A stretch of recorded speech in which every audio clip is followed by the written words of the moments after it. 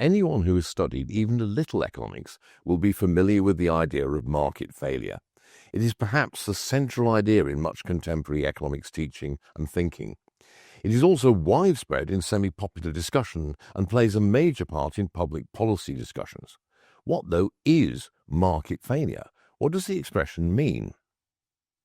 To understand, we need to step back a bit.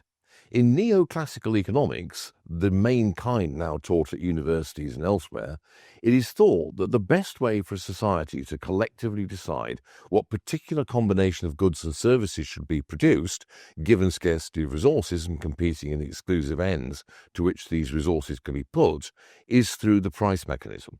Free exchange between individuals and the prices those exchanges generate will determine what is produced and in what relative quantities. The theory holds that if certain conditions are met, the resources will be used in the most efficient way possible, efficiency being defined as achieving the maximum degree of utility or benefit possible for everyone. The main conditions are these. Firstly, a very large number of consumers and a very large number of producers, none of whom can influence the effect the price generated by the exchange process on their own.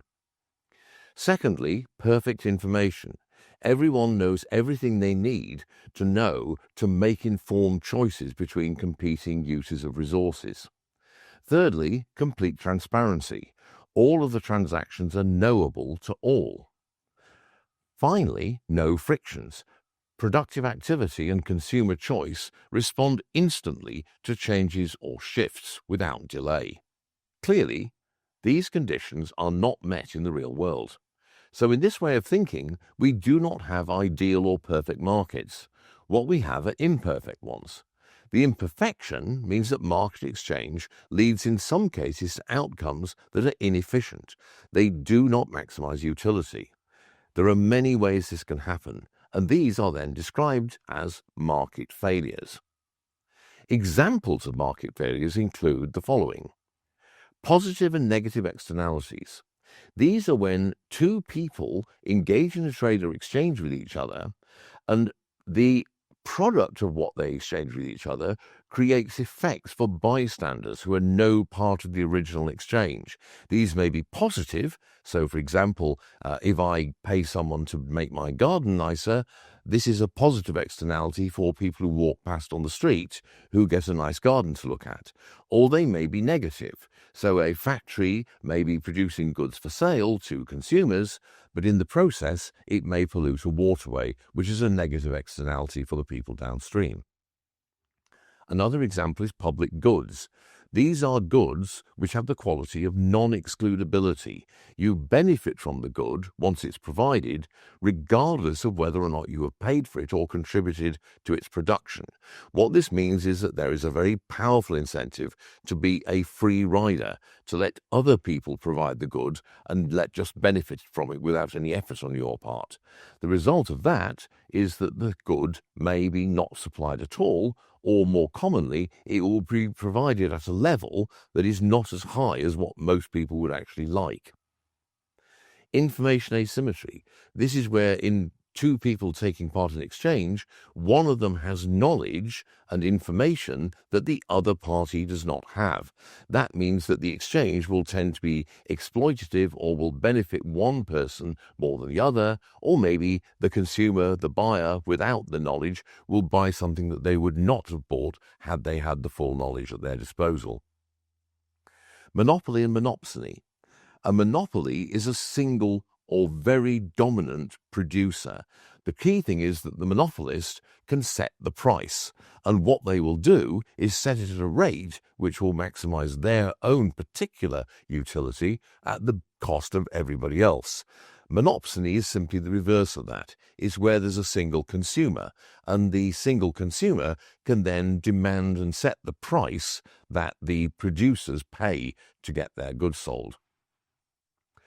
Another example, finally, is sticky prices. This is where prices, for various reasons, do not respond or adjust quickly or at all to changes in underlying conditions or people's expressed preferences. The main classic example of this is wages. which very often do not fall during periods when the demand for labour, as expressed in the wages that employers are willing and able to pay, declines. And this is what then causes inflation. But there are many, many other examples of this. The conclusion is that you should try to correct these failures by intervening in the process of market exchanges. This usually means action by governments through providing certain goods themselves, through regulations and laws, or through the use of the tax system. More specifically, it means using public policy designed by analysts or experts, usually trained economists. Not so fast, though. Even people who accept this framing do not think that every single market failure can or should lead to intervention.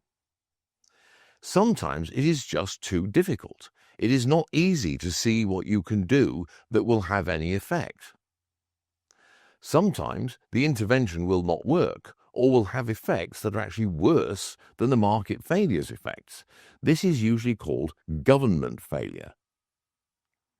The classic example of this is the use of price controls, and this is the reason why almost every economist, regardless of their politics, thinks things such as rent controls or price controls are a really bad idea. But in fact, you should be skeptical of the entire framing of market failure. This is, a perfect market will yield optimal outcomes. The markets we have are not perfect. This means that in various ways they fail to optimize the use of scarce resources. And this is like saying, in a frictionless world, you can travel at the speed of light. We don't and can't do that, therefore we have travel failure. Now, in that analogy, the reason why we can't travel at that speed is because of features of the natural world. It's silly to try to compare that to an ideal world and then describe the actual world as a failure, but this is what the concept of market failure does. Similarly, all of the phenomena called market failures undoubtedly exist. They derive, though, from actual features of the real world, including our own nature. They are difficulties that a system of exchange has to work around or overcome, in the same way that travelling requires us to overcome natural constraints as best we can. So the actual question is, what is the best way of tackling these challenges? One might be to use the political process, certainly. However, history shows that often markets and exchanges will themselves generate workarounds and solutions to these problems. For example, the way many public goods have historically been privately provided. You should always think of trying this first. When you read about market failures, try to think instead of challenges to market exchanges that make it more difficult to optimize productive activity. You should then go on to think, how about putting government action to one side and looking at how voluntary action and exchange might generate a way of overcoming that difficulty? Only if that doesn't work should you take government action off the shelf.